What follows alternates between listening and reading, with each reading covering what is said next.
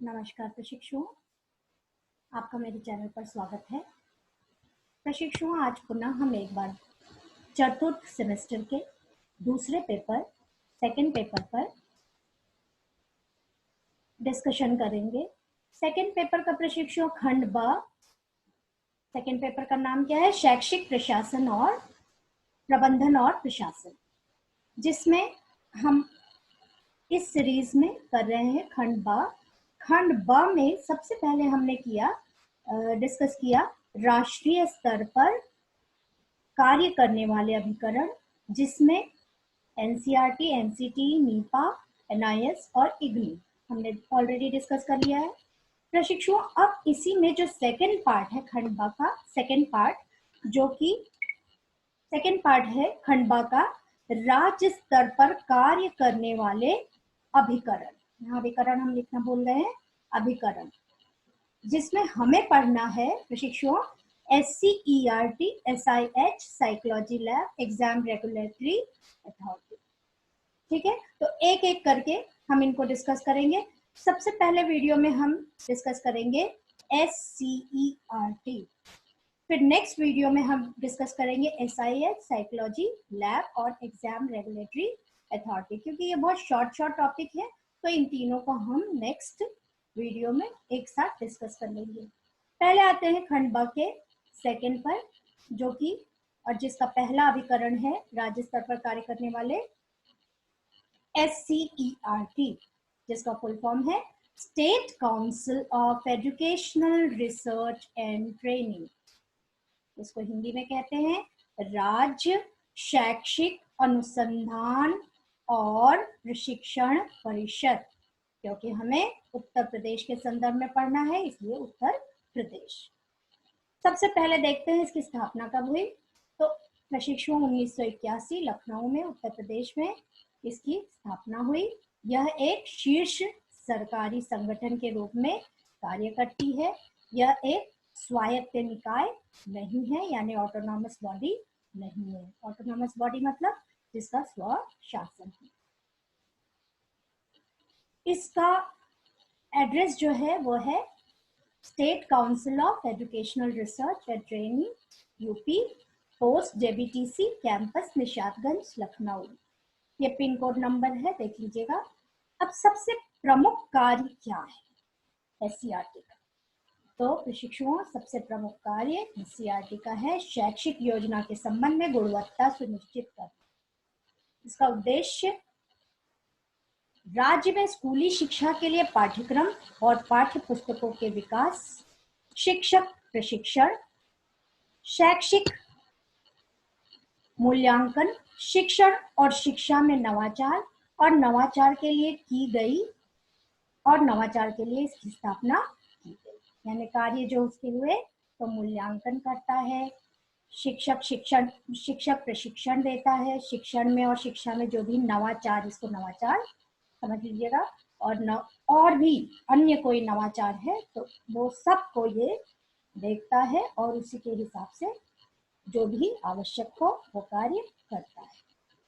अब डिटेल में अगर हम UPSCERT के कार्य देखें, तो सबसे पहला इसका कार्य है प्रारंभिक स्तर के शिक्षकों के लिए सेवाकालीन और पूर्व सेवाकालीन पीमोस्ट और सॉफ्ट जैसे, और पूर्व सेवा प्रशिक्षण क्या है? NTT और DLED या BTC की तरह कार्यक्रमों का आयोजन। दूसरा, प्राथमिक और उच्च प्राथमिक कक्षाओं के लिए पाठ्यक्रम, पाठ्यपुस्तकें, शिक्षक मार्गदर्शिका और अन्य उपयोगी सामग्री का विकास करना। नेक्स्ट कार्य इसका तीसरा, अनुसंधान यानी शोध, सर्वेक्षण सर्वे, नवीन कार्यक्रमों का संचालन करना। नेक्स्ट है शिक्षक प्रशिक्षकों का एवं शैक्षिक प्रशासकों का। ठीक है, शिक्षकों को प्रशिक्षण देने वाले, और एडमिनिस्ट्रेशन प्रशासन की देखभाल करने वाले, सभी की क्षमता का निर्माण। राज्य में अब आप जब ये कोर्स कर लेंगे तो बहुत ही फेमस UP टेट देंगे, बिना उसके आपका आपकी एलिजिबिलिटी प्राथमिक शिक्षक की नहीं मानी जाएगी, तो इसलिए राज्य में शिक्षक पात्रता परीक्षा यानी यूपी टेट का आयोजन। टेट क्या है? Teacher eligibility test. फिर बीटीसी एनटीटी, बीटीसी का जो डीएलएड का जो पाठ्यक्रम है वो भी कौन निर्धारित करता है? तो एससीईआरटी। पाठ्यक्रम चलाने के लिए निजी संस्थानों और उन्हें चलाने के लिए निजी संस्थान, जो आपकी संस्था है, अगर आप निजी संस्थान में हो, डाइट में नहीं हो, तो इसे एनसीटी द्वारा मान्यता प्राप्त कर संबद्धता दे। ठीक है, तो पहले उसे एनसीटी की मान्यता मिलती है और उसके बाद संबद्धता यानी एफिलिएशन कौन देता है? वो देता है एससीईआरटी। तो आप अगर किसी निजी संस्थान में पढ़ रहे हो तो सबसे पहले वो उसे एनसीईआरटी द्वारा मान्यता प्राप्त होनी चाहिए और उसके बाद एनसीईआरटी द्वारा संबद्धता प्राप्त होनी चाहिए। नेक्स्ट 7वां है उत्तर प्रदेश के बच्चों के लिए निःशुल्क और अनिवार्य शिक्षा नियम 2000 के सेक्शन 7 यानी भाग 7 अनुच्छेद 29 के प्रकाश में शिक्षा के लिए पाठ्यक्रम और मूल्यांकन प्रक्रिया का निर्णय।